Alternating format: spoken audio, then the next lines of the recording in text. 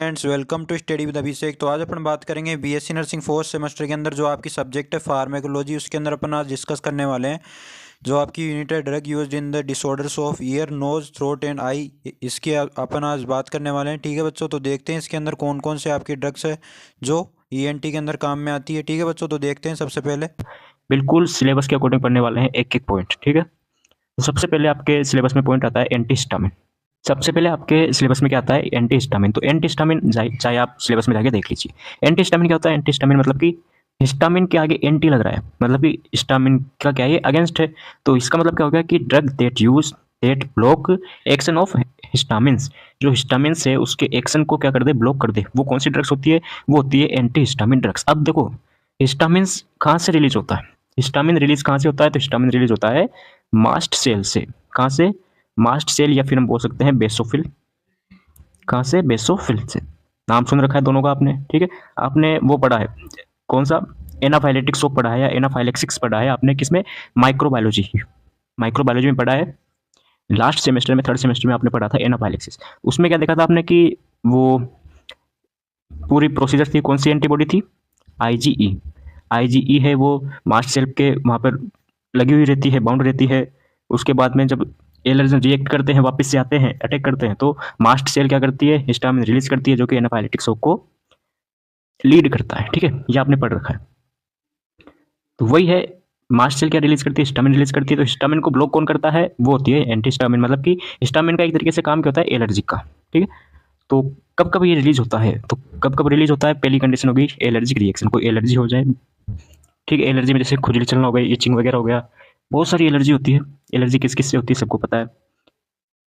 Tissue injury हो गई। Drug and foreign compounds, कोई हमने ड्रग ली है या फॉरेन कंपाउंड हमारी बॉडी में आया है, ठीक है, एलर्जन वगैरह है, तो उससे भी हिस्टामिन रिलीज होती है। तो उनको रोकने के लिए हम एंटीहिस्टामिन ड्रग्स काम में लेते हैं। ठीक है, नेक्स्ट आपके पास आगे पॉइंट आता है कि हिस्टामिन के 4 रिसेप्टर होते हैं। हिस्टामिन के 4 रिसेप्टर होते हैं, H1 receptor, H2 receptor, H3 receptor, H4 receptor. ये इसके 4 रिसेप्टर होते हैं हिस्टामिन के। सबसे पहले हम बात करते हैं H1 रिसेप्टर को जो ब्लॉक करती है। भाई H1 रिसेप्टर है, तो हम क्या कर रहे हैं? एसिड अब block action of the histamines, histamine के एक्शन को ब्लॉक करना है। तो हमने क्या किया? H1 के रिसेप्टर है, H1 रिसेप्टर है, इनको ब्लॉक करना है। तो इनको ब्लॉक करने के लिए जो काम में आएगी ड्रग्स, वो क्या होगी? H1 receptor blockers, anti histamine drugs. ठीक है, इसको हमने 2 क्लासेस में डिवाइड कर दिया। फर्स्ट हो गया फर्स्ट जनरेशन एजेंट्स, और सेकंड हो गया सेकंड जनरेशन एजेंट या एंटागोनिस्ट। ठीक है, एंटागोनिस्ट। तो सुनो, पहले हम बात करते हैं फर्स्ट जनरेशन के बारे में। Due to lipophilic structure, first generation antihistamine can cross BBB, triple B, and thus cause sedation and impair cognitive functions. क्या देखा आपने? हम देख रहे हैं H1 रिसेप्टर है, फर्स्ट जनरेशन एजेंट है। ये क्या करता है? इसमें लिपोफिलिक स्ट्रक्चर का बना होता है। जो ये मेडिसिन से ड्रग्स है वो लिपोफिलिक स्ट्रक्चर की बनी होती है, जो क्या करती है? BBB का मतलब क्या हो गया? ब्रेन ब्लड बैरियर, या ब्लड ब्रेन बैरियर होता है ये। ठीक है, एक बी से आ गया ब्रेन, एक बी से आ गया ब्लड, और एक से आ गया बैरियर। तो ये क्या होता है? ये ब्लड को और ब्रेन को सेपरेट करता है। जो ये बैरियर है वो ब्लड को, ब्रेन को, दोनों को क्या करता है? सेपरेट करता है, एक दूसरे से अलग करता है। तो ये क्या करते हैं एंटीहिस्टामिन ड्रग्स? ये कैन क्रॉस BBB। ये ड्रग्स है कौन सी? फर्स्ट जनरेशन है, वो इसको क्रॉस कर देती है। क्रॉस कर देती है तो क्या होगा? उससे सेडेशन आएगी। सेडेशन मतलब कि जैसे बोलते हो सामक, नशा, नशा टाइप आएगा, नींद टाइप आएगी आपको, है ना। और इम्पेयर कॉग्निटिव फंक्शन, और जो कॉग्निटिव फंक्शन है वो क्या हो जाएंगे? इम्पेयर हो जाएंगे। कॉग्निटिव फंक्शन कौन कौन से हो सकते हैं? जैसे मेमोरीज हो गया, है ना, मतलब कि मेमोरी, आपको याद, रिमेंबर्स, है ना, जो आपकी याददाश्त वगैरह है वो उन पर अफेक्ट कर सकती है ये ड्रग्स। इनके एग्जाम्पल हो गए प्रोमेथाजिन, हाइड्रोक्सीजिन, फेनेरामिन, सिनरेजिन, क्लोरोमफेनिरामिन और क्लिमेस्टिडिन। ये आपको याद रखने ड्रग्स, एग्जाम्पल हो गई ये। ठीक है, नेक्स्ट आता है सेकेंड जनरेशन एजेंट। अब सेकेंड जनरेशन एजेंट क्या है? Less lipophilic structure. Less lipophilic है, तो ये BBB है, उनको क्रॉस नहीं करेंगे। क्रॉस नहीं करेंगे तो कुछ सिम्टम्स है एलर्जिक, वो सेम रहेंगे, लेकिन ये क्या होता है? कम साइड इफेक्ट होते हैं इसके। जो सेकेंड जनरेशन है इसके कम साइड इफेक्ट क्यों होते हैं? क्योंकि ये ट्रिपल बी को क्रॉस नहीं करते हैं। ट्रिपल बी है ब्रेन ब्लड बैरियर, उसको क्रॉस नहीं करते हैं। इसलिए इसके क्या इफेक्ट लेस इफेक्टेड होते हैं। एग्जाम्पल देख लो आप, फेक्सोफेनाडिन हो गया, लेराटोडिन हो गया, सिट्रिजिन हो गया और लिवोसिट्रिजिन हो गया। सबको पता है एलर्जिक में दिए जाते हैं लिवोसिट्रिजिन, सिट्रिजिन। और कोल्ड वगैरह जुकाम वगैरह होती है उसमें भी आपको ये दी जाती है। फिर आता है H2 receptor blocker. H2 receptor blocker ये क्या होते हैं? These are well tolerated so adverse effect are few. H2 receptor है वो वेल टॉलरेटेड होते हैं, मतलब कि हमारी बॉडी उनको टॉलरेट कर सकती है अच्छे तरीके से, इसलिए इसके क्या साइड इफेक्ट है या एडवर्स इफेक्ट है वो कम होते हैं, माइल्ड होते हैं। With the most common being headache. ज़्यादा से ज़्यादा क्या हो सकता है? हेडेक हो सकता है। भाई ज़्यादा से ज़्यादा एडवर्स इफेक्ट में हेडेक हो सकता है, सर दर्द हो सकता है। और ये क्या है, वेल टॉलरेटेड होते हैं, हमारी बॉडी इनको आसानी से टॉलरेट कर सकती है। एग्जाम्पल देखें तो सिमेटिडिन हो गया, फेमोटिडिन हो गया, निजाटिडिन और रेनिटिडिन, ये आपके H2 रिसेप्टर ब्लॉकर होते हैं। ठीक है, आएगा धीरे धीरे आपको समझ में आएगा। नई सब्जेक्ट है, कोई किसी ने तो थर्ड सेमेस्टर में पढ़ा नहीं है तो पढ़ेंगे, उनको तो भी थर्ड सेमेस्टर का और पढ़ना है, पढ़ाएंगे वो भी। एंटी हिस्टामिन ड्रग्स यूज्ड इन आई डिसऑर्डर। नेक्स्ट हेडिंग आती है आपके पास, नेक्स्ट पॉइंट आता है आई डिसऑर्डर में कौन कौन सी एंटी हिस्टामिन ड्रग्स है वो यूज ली जाती है। आंखों की कोई प्रॉब्लम होगी उसमें कौन कौन सी ड्रग्स यूज लेंगे हम? Anti histamine. तो उसके एग्जाम्पल हो गए एंटाजोलाइन सल्फेट और ओलोपेटेडिन हाइड्रोक्लोराइड। ये इसके क्या हो गए? एग्जाम्पल हो गए, याद करने पड़ेंगे एग्जाम्पल। भाई मेडिसिन का नाम तो आपको याद करना पड़ेगा, कौन सी क्या काम में ली जाती है, कैसे इसके डोज होते हैं, साइड इफेक्ट वगैरह सब आपको याद करना है। 37 नंबर का पेपर होता है आपका फार्मेकोलॉजी का। They are use to treat the allergic disorder of the eye and prevent conjunctivitis. What is conjunctivitis? Inflammation of the conjunctiva. उनको क्या है, ये रोकती है, प्रिवेंट करती है। और आंखों में जो एलर्जिक रिएक्शन होती है, जैसे कि आंसू आना है ना, और आपके इचिंग हो गया, उन सभी को, रेडनेस हो गई, उन सभी को क्या करती है, ये ट्रीट करती है आई में। ठीक है, एग्जाम्पल देख लो एंटाजोलाइन सल्फेट और ओलोप्टाडिन।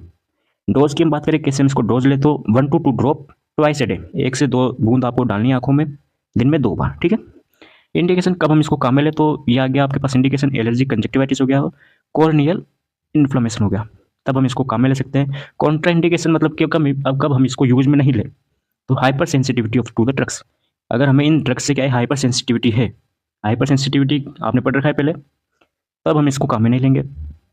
साइड इफेक्ट क्या क्या हो सकते हैं? साइड इफेक्ट में हम देखो बर्निंग आई, आंखों में जलन होगी, विजुअल डिस्टर्बेंस, दिखाई नहीं देगा, है ना, ब्लर टाइप दिखाई देगा, धुंधला दिखाई देगा, और इरिटेशन हो जाएगा। साइड इफेक्ट रेयर, भाई ये तो आपके नॉर्मल साइड इफेक्ट हो गए, ये हो गए सिस्टेमिक।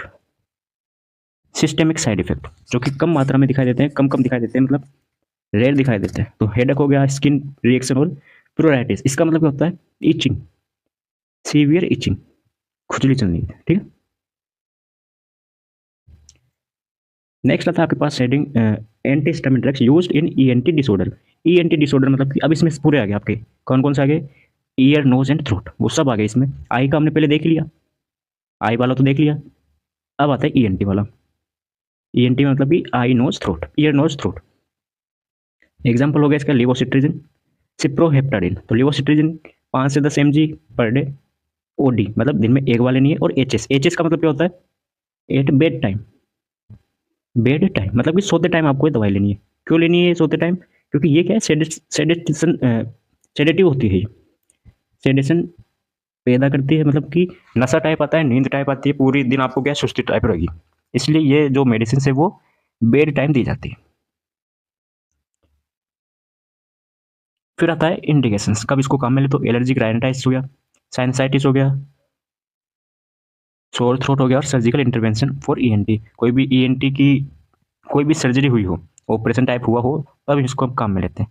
कॉन्ट्रा इंडिकेशन कब हम इसको काम में नहीं लेते, तो वही हाइपर सेंसिटिव आ गया, न्यूबॉर्न आ गया, कोई न्यूबॉर्न बेबी हो, प्रेग्नेंट लेडी हो, या लेक्टिंग मदर हो। साइड इफेक्ट्स क्या क्या हो सकते हैं इसके? साइड इफेक्ट्स में देखो फैटिक हो गया, ड्राउजीनेस हो गया, वो नींद टाइप आना है ना, हेडेक, सर दर्द हो गया, ड्राई माउथ हो गया, ट्रेकिकार्डिया, आपको पता है ट्रेकिकार्डिया क्या होता है, क्या हो जाती है, बढ़ जाती है रेस्पिरेशन। और यूरिनरी रिटेंशन, यूरिनरी रिटेंशन क्या होता है? एक तो होता है यूरिनरी रिटेंशन और एक होता है यूरिनरी इनकॉन्टिनेंस। दोनों में आप एक बात याद रखो कि इनकॉन्टिनेंस और रिटेंशन दोनों एक तरीके से सिमिलर होते हैं, लेकिन जो रिटेंशन है, रिटेंशन में क्या है कि जो ब्लेडर है वो पूरी तरीके से खाली नहीं होता, जो यूरिनरी ब्लेडर है वो पूरी तरीके से एम्प्टी नहीं होता, खाली नहीं होता है, बार बार आपको जाने की क्या होती है, मतलब बार बार आपका जो माइंड है, ब्रेन है, वो आपको बोलेगा कि यूरिन निकालो, है ना, वो होती है रिटेंशन। और इनकॉन्टिनेंस क्या होता है, बार बार आना, उसमें तो आ रहा है यूरिन और इसमें यूरिन नहीं आता, बस क्या होती है कि माइंड ब्रेन करता है कि भाई यूरिन आएगा लेकिन आता नहीं। नेक्स्ट आपकी हेडिंग आती है टॉपिकल एप्लीकेशन फॉर आई। आंखों के लिए कौन कौन से टॉपिकल एप्लीकेशंस होते हैं। टॉपिकल का मतलब आपको पता ही है, ठीक है, जो आपने ड्रग के रूट देखे थे उसमें देखा था फर्स्ट चैप्टर में। कौन से फर्स्ट में, थर्ड सेमेस्टर के फर्स्ट फार्माकोलॉजी में। तो इसका फर्स्ट आपके पास एग्जाम्पल आता है, आपके सिलेबस में है ये, एक तो क्लोरामफेनिकोल और एक है जेंटामाइसिन। आई क्या केवल हमें दो पढ़ना है। फिर है ईयर, तो ईयर का भी हमें दो पढ़ना है। सोडा ग्लिसरीन हो गया और बोरिक स्पिरिट हो गया, दो पढ़ना है। फिर आपके पास आएगा माउथ वॉश, क्लोरेक्सिडिन, और कंप्लीट आपके। तो देखते हैं क्लोरामफेनिकोल। क्लोरामफेनिकोल क्या होता है कि it is a broad spectrum antibiotic use to treat the bacterial eye infection and conjunctivitis. ये कब काम में ली जाती है, कोई आई इन्फेक्शन हो गया और कंजक्टिवाइटिस हो गया, उसमें काम में ली जाती है कौन सी, क्लोरामफेनिकोल। डोजेस की हम बात करें इसकी, तो 1 से 2 ड्रॉप 6 से 8 घंटे के अंदर देनी है और 5 दिन तक देनी है, ठीक है। ऑइंटमेंट की हम बात करें तो ऑइंटमेंट में 3 से 4 घंटे में ऑइंटमेंट का यूज लेना है, 5 दिन तक। मोड ऑफ एक्शन की बात करें तो ये क्या करता है, क्लोरामफेनिकोल क्या करता है, inhibit protein synthesis in bacteria. जो भी बैक्टीरिया है जिसने इन्फेक्शन फैलाया है उसके प्रोटीन सिंथेसिस को ये क्या करता है, इनहिबिट कर देता है। अब प्रोटीन सिंथेसिस इनहिबिट हो जाएगा तो जो बैक्टीरिया है उसकी ग्रोथ अफेक्ट कर जाएगी, वो ग्रो नहीं कर पाएगा और इन्फेक्शन से बच जाएंगे, इन्फेक्शन से प्रिवेंट हो जाएंगे। साइड इफेक्ट की बात करें तो वही ब्लड विजन हो गया, धुंधला दिखना, बर्निंग सेंसेशन, आंखों में जलन, इचिंग हो गया, खुजली टाइप, रेडनेस इन आई, आंखों में क्या हो जाएगी, रेडनेस हो जाएगी और डिजीनेस हो गया। नेक्स्ट आता है आपके पास जेंटामाइसिन। सेकंड मेडिसिन से, सेकंड ड्रग से आपके पास जेंटामाइसिन। तो जेंटामाइसिन आपके इंजेक्शन भी आता है, आई में लगता है, वो भी एंटीबायोटिक होता है। जैसे एजिथ्रोमाइसिन है, मतलब कि जिसमें सीन आ गया लास्ट में, वो ज़्यादातर क्या होती है, एंटीबायोटिक होती है। अमीकासिन हो गया, एजिथ्रोमाइसिन हो गया, ठीक है, वो सभी क्या है, जैसे जेंटामाइसिन हो गया, तो ज़्यादातर इसके पीछे सीन आ गया, मतलब कि वो एंटीबायोटिक होती है maximum. It is aminoglycosidic antibiotic use to treat several type of bacterial infection. बहुत सारे बैक्टीरियल इन्फेक्शन है, उनको ट्रीट करने के लिए यूज में ली जाती है। इंडिकेशंस की बात करें तो कब कब काम में ली जाती है, तो बैक्टीरियल कंजक्टिवाइटिस हो गया। सेकेंड हो गया ब्लेफेराइटिस। इसका मतलब क्या होता है, आई लीड में क्या हो जाए, इन्फ्लामेशन हो जाए। आइटिस का मतलब तो क्या होता है, इन्फ्लामेशन होता है। आइटिस का मतलब क्या है, इन्फ्लामेशन है। डोज की बात करें तो 2 drop in affected eye for 6 hour, 6 घंटे के लिए जो अफेक्टेड आई है उसी में देना है हमको 2 बूंद। ये भी same mode of action same है, इसका भी साइड इफेक्ट भी ऑलमोस्ट सेम है, ठीक है, स्वेलिंग वगैरह हो जाए। नेक्स्ट आता है टॉपिकल एप्लीकेशन फॉर ईयर। अब कान के लिए क्या क्या टॉपिकल एप्लीकेशन होते हैं, मेडिसिन होती है, तो ear drugs are commonly use to treat ear condition such as ear wax. अगर कानों में क्या हो जाए, ईयर वैक्स हो जाए, ईयर वैक्स बिल्डअप हो जाए, ईयर इन्फेक्शन हो जाए, इन्फ्लामेशन और पेन हो जाए, तब ये काम में ली जाती है। फर्स्ट मेडिसिन आती है आपके पास सोडा ग्लिसरीन। अब सोडा ग्लिसरीन है तो सोडा ग्लिसरीन क्या है कि इसमें दो, it is a mixer of glycerol and sodium bicarbonate. इन दोनों का क्या है, मिक्सर है। जो सोडियम बाइकार्बोनेट इसको बेकिंग सोडा भी बोलते हैं। अब देखो इसमें ग्लिसरॉल का अलग काम होता है, सोडियम बाइकार्बोनेट का अलग काम होता है, इसलिए हम दोनों को यूज में लेते हैं। और तीसरा आपको काम दूसरा मिल जाता है अलग, कैसे अभी देखेंगे। डोज की बात करें तो 3 से 4 ड्रॉप BD फॉर 7 डेज, दिन में 2 बार देनी, 3 से 4 ड्रॉप 7 दिन के लिए। भाई इंडिकेशन की बात करें तो इंडिकेशन में क्या क्यों काम में ली जाती है, ईयरवैक्स को रिमूव करने के लिए, जो कान में ईयरवैक्स जमा हो जाता है उनको निकालने के लिए काम में ली जाती है। इसमें ग्लिसरॉल और सोडा बाइकार्बोनेट दो कंटेन होते हैं, इसमें कंपाउंड्स होते हैं, मतलब दो। तो ग्लिसरॉल का काम क्या होता है, ग्लिसरॉल ईयरवैक्स को सॉफ्ट कर देता है। क्या करता है, removal of earwax by softening, soft करके उसको क्या है बाहर निकालता है ग्लिसरॉल तो। और सोडा बाइकार्बोनेट क्या होता है, एल्कलाइन इन्वायरमेंट प्रोवाइड कर देता है, कान में क्या कर देता है, ये एल्कलाइन इन्वायरमेंट कर देता है जिससे कि ईयरवैक्स क्या हो जाए, डिजोल्व हो जाए, ठीक है। इन दोनों का ये काम होता है, मोड ऑफ एक्शन। नेक्स्ट आता है boric spirit year drop. Boric spirit year drop boric spirit है, ये कंटेंट की बात करें तो ये क्या होता है, बोरिक एसिड होता है जो कि एक एल्कोहल की तरह होता है, मतलब एल्कोहल ही होता है ये। Which has mild antiseptic properties, जो कि कुछ एंटीसेप्टिक प्रॉपर्टीज रखते हैं ये। कौन, बोरिक एसिड। डोज की बात करें तो 1 से 2 ड्रॉप 3 से 4 टाइम के लिए एक दिन में, मतलब ओडी। इंडिकेशंस क्या होता है, बैक्टीरियल इन्फेक्शन हो गया, कोई फंगल इन्फेक्शन हो गया। इंडिकेशन मतलब कि कब इसको हम काम में लें। कॉन्ट्रा इंडिकेशन कब काम में नहीं ले, तो कोई बच्चा हो 2 साल से छोटा, 2 साल से छोटा हो और हाइपर सेंसिटिविटी हो उस ड्रग्स के लिए, तब हम इसको काम में नहीं लेंगे। Side effect vomiting and diarrhea. Last topic आता है आपके पास माउथ वॉश। माउथ वॉश क्या होता है, use to rinse the mouth either to calm और prevent bad smell and to treat disease और ओरल कैविटी। तो माउथ वॉश क्या होता है, माउथ वॉश से क्या करते हैं, माउथ वॉश से एक तो जो माउथ है उसको साफ करते हैं, धोते हैं, राइंस करते हैं और प्रिवेंट बैड स्मेल, जो बैड स्मेल है उसको प्रिवेंट किया जाता है। To treat disease and of the oral cavity, जो ओरल कैविटी है हमारी उसकी जो डिजीज है उनको ट्रीट करने के लिए भी ये काम में लिया जाता है।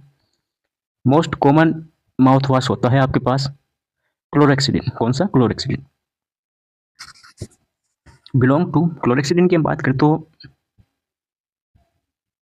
क्लोरेक्सिडिन belong to the anti bacterial drugs class. ये एंटी बैक्टीरियल ड्रग्स की जो क्लासिफिकेशन किया हमने, ड्रग्स की क्लासिफिकेशन किया उसमें एंटी बैक्टीरियल ड्रग्स में बिलोंग करता है।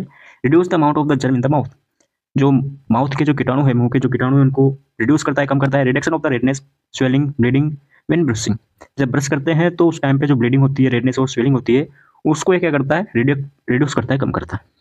इंडिकेशंस की बात करें तो इंडिकेशन में आ गया आपके पास कब कब काम मिल ले, जिंजिवाइटिस हो जाए, inflammation of gums, red inflamed gum हो गए, गम है वो क्या हो जाए, जो मसूड़े हैं वो क्या हो जाए, लाल हो जाए, इन्फ्लाम हो जाए और ब्लीडिंग आ जाए उसमें से, तब काम में ले सकते हैं इसको। प्रोसीजर की बात करें तो कैसे यूज लेते हैं इसको, rinse the mouth with the solution after brushing, brush करने के बाद में इसके सॉल्यूशन को काम में लेते हैं। ट्वाइस डेली, दिन में 2 बार, और इंस्ट्रक्टेड बाय योर डॉक्टर, और जो डॉक्टर है उनके अकॉर्डिंग काम में लेना है। एडवर्स इफेक्ट की बात करें तो ड्राई माउथ, अगर माउथ क्या हो, ड्राई हो, सूखा हो, थ्रोट इरिटेशन हो और change in the taste of food और ड्रिंकिंग, अगर क्या हो, sorry, side effects, adverse effect का मतलब क्या है कि अगर हम ये क्लोरेक्सिडिन है अगर वो हम यूज ले रहे हैं उससे क्या हो सकता है, उससे माउथ है वो ड्राई हो सकता है, थ्रोट इरिटेशन हो सकते हैं और टेस्ट है, फूड और ड्रिंक का जो टेस्ट है वो चेंज हो सकता है। ठीक है, अब आता है role of nurse, last point आपका कि नर्स के क्या क्या रोल्स हो सकते हैं इन मेडिसिन को लेकर।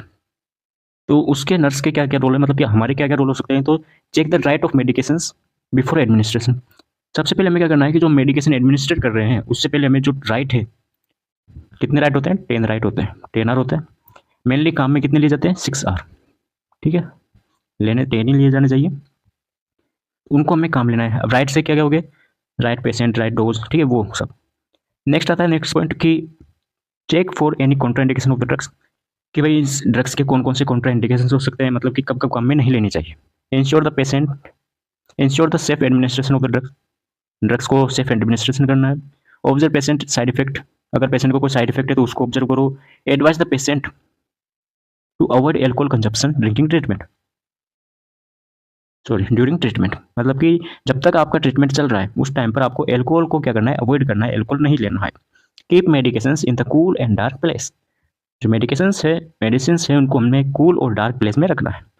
तो ये आपके फर्स्ट टॉपिक है। ठीक है बच्चों, थैंक यू, मिलेंगे नेक्स्ट वीडियो में नए टॉपिक के साथ। Thank you for watching.